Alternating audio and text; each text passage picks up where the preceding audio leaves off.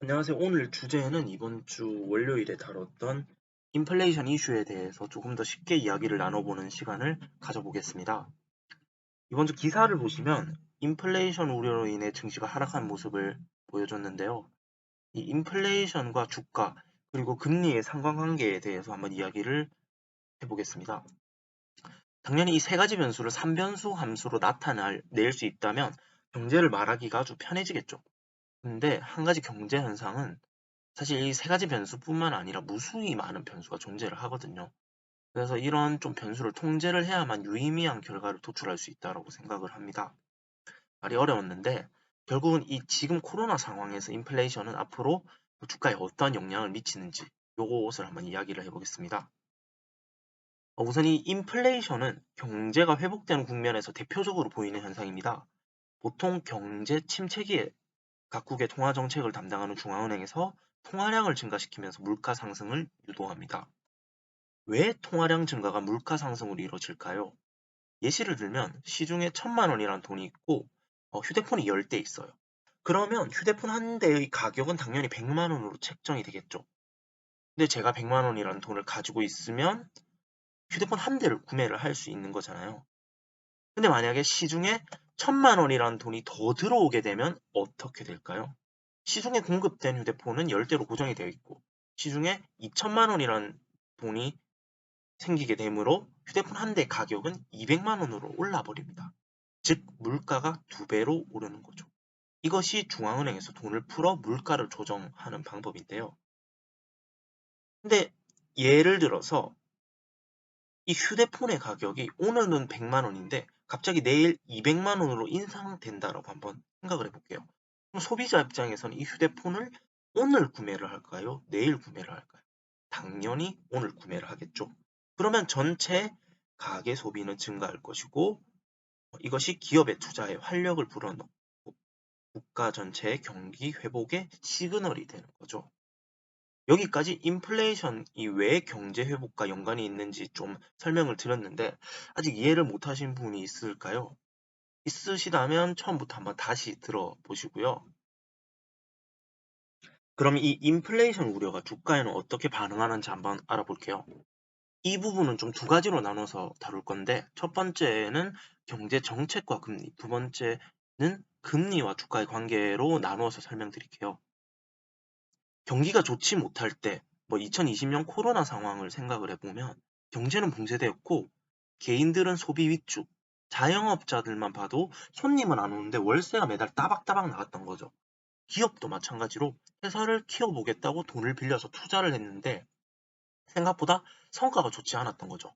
그런 문제가 되는 게 뭘까요? 비행기 승무원, 학원 강사 등 이렇게 무직 휴급으로 생활을 하시는 분들은 당장 생활할 생활비가 필요하게 되는 거고 자영업자는 당장 월세를 내야 되는 게 문제가 되는 거죠. 이때 국가가 어느 정도 나서가지고 경기 부양책, 재난지원금 명목으로 돈을 푼다거나 못해도 좀 낮은 금리로 돈을 빌려주게 되는 거죠. 이렇게 되면 어느 정도 개인 입장에서는 소비가 증가하게 되면서 기업 입장에서는 투자를 좀 어느 정도 증대해서 활력을 불게 되는 거죠. 경기 전체에 활력을 주면서 이런 경제 위기를 회복을 하는 거죠. 금리를 낮춰서. 반대로 경제가 회복되는 걸 좀 떠나서 과열되는 상황이 되면 이 시중에 풀린 돈을 회수하거나 금리를 높이게 되는 거죠. 결론은 시장에서 인플레이션 우려에 대해서 금리가 오르지 않을까 생각하고 있는 거고 현재 이것에 대해서 미 연방준비제도 Fed는 이 인플레이션에 대해서는 일시적인 거라고 계속 이야기를 하면서 시장을 안정시키는 분위기인 거죠. 왜 계속 제가 미국 그리는 거냐고요? 사실 제가 이야기했던 모든 전제는 미국 금융시장이 전 세계에서 가장 크고 화폐 유동성 또한 전 세계에서 가장 크기에 미국의 통화 정책이 전 세계 금융시장에 가장 큰 영향을 끼친다는 걸 깔고 이야기한 거거든요. 그래서 앞으로 주가의 향방은 어떻게 될까? 이게 마지막 의문인데요. 결론적으로 어느 정도 미국 증시의 고용률이 올라가면 경기가 어느 정도 회복이 되었다라고 보고 테이퍼링뿐만 아니라 금리 인상에 대한 이야기가 나올 거예요. 금리가 오르면 레버리지를 많이 활용한 기술주라든지 가상화폐가 먼저 무너질 건데, 뭐 고용률, 테이퍼링 이런 이야기는 좀 너무 어려울 테니까 다음에 이야기를 하고, 지금 이걸 듣고 계시는 분 중에 미국의 대표적인 뭐 성장주, 테슬라, 애플 이런 기술주에 투자를 하시는 분들이라든지 가상화폐에 투자를 하시는 분들이 많아서 좀 되게 민감하게 받아들일 건데, 요거에 대해 말씀드리면 미국 증시도 보통 뭐 ETF 3배 레버리지라 해서 뭐 이런 상품도 있고, 많게는 100배까지 레버리지를 활용을 하는 자산이 기술주와 가상화폐에 몰려 있습니다.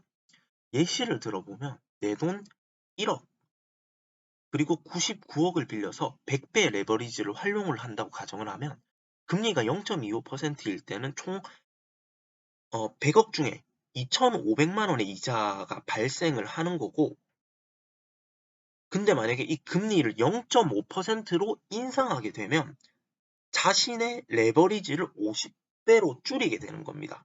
왜냐하면 100억 중에 5천만 원의 이자를 지불을 해야 되기 때문에 이걸 부담으로 느끼기 때문인 거죠.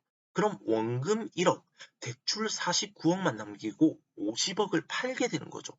그럼 위험 자산 100억 중에 절반의 돈이 나가기 때문에 거품이 꺼진다라고 이렇게 말씀을 드릴 수 있거든요. 오늘 말씀드린 내용을 총 정리를 하면, 인플레이션 우려에 대해서는 페드는 일시적이다, 경제 회복은 아직 멀었다라고 말하면서 시장을 안정시키는 분위기고, 만약 경기 회복이 어느 정도 되었을 때는 금리를 인상을 할 거고, 이 금리 인상은 기술주, 가상화폐에는 큰 악재로 작용한다는 거죠. 사실 저금리 시대에 이게 뭐 각종 검증되지 않은 투자처에 돈을 넣고 거품이 하루아침에 확 빠지는 이런 일들이 사실 반복되고 있거든요. 앞으로는 자신이 투자하는 금융상품이 어떤 구조로 돈을 버는 것인지 이해가 되지 않는다면, 그리고 어떤 경우에 위험이 있는지, 어느 정도의 위험이 있는지 내가 파악되지 않는다면 섣불리 투자하면 안 된다고 생각을 해요. 오늘은 인플레이션, 금리, 주가에 대해 말씀을 드렸는데, 앞으로 경제 뉴스를 같이 보면서 상황이 어떻게 흘러가는지 같이 배워나갈 수 있도록 노력했으면 좋겠습니다. 감사합니다.